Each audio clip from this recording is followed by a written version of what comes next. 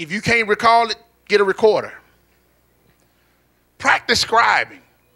If you're not the one singing, especially when prophets are in the house and there are prophetic decrees made, when your pastors are teaching on series and certain things God really impress upon their heart to release for seasons and you want to get those nuggets. That's what you should be singing.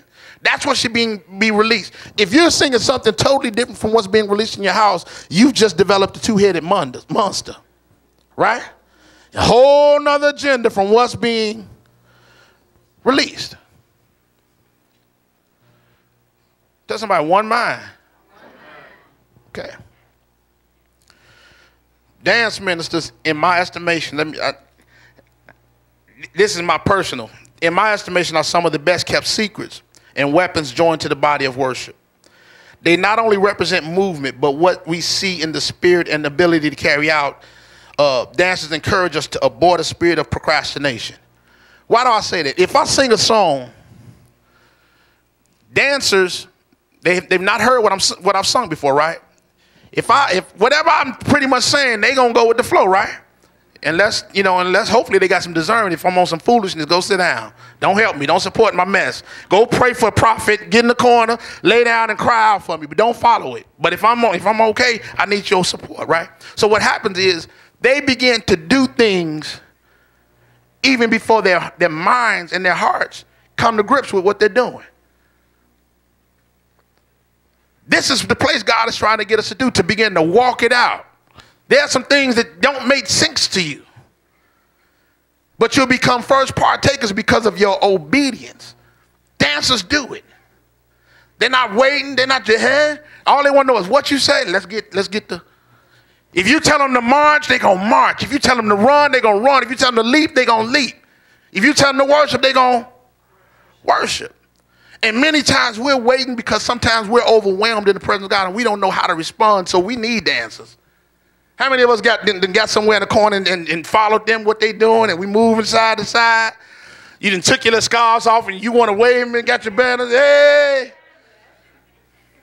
Yeah. Because it get contagious, it get good to you. I be passing out there when I be dancing. When I get in the middle so can't nobody see me jack up. I get in the middle, they be around, I be like, I get in there. That's right, I'm going to sing it and do it. Double portion. Amen.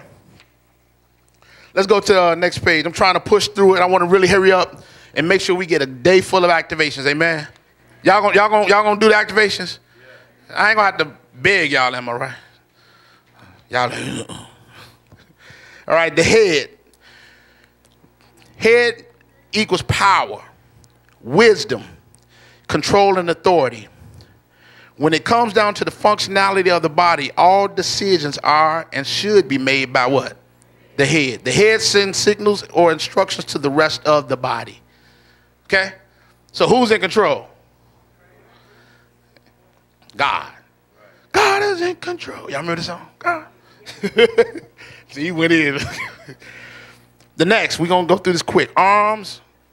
You're looking at the psalmists and the prophets, the arms. The extension of power and ability to reach. Represents action. The arm is connected to the what? Hands represent an instrument of work, service, and covenant. It's used to seal deals or to swear and take oaths. It's also a source of transfers, as in laying on of hands. Okay. The chest, the congregation, intercession. The chest represents the center. It's where the heart of the body is hidden. Your heart is what feeds the mind. It should be. Right? It really should be. If your mind feeds the heart, then you only feeding what makes sense to you. And sometimes God wants to deal with your heart and have your mind do stuff that don't necessarily. Okay? So sometimes you really need your heart to help your will. Okay? Proverbs 4:23, keep thy heart with all diligence, for out of it are the issues of life. The chest is also where the lungs are housed, and we're dealing with naturally, and also spiritually speaking, it's where the very breath of God acts as the oxygen needed to feed the body what's needed to live.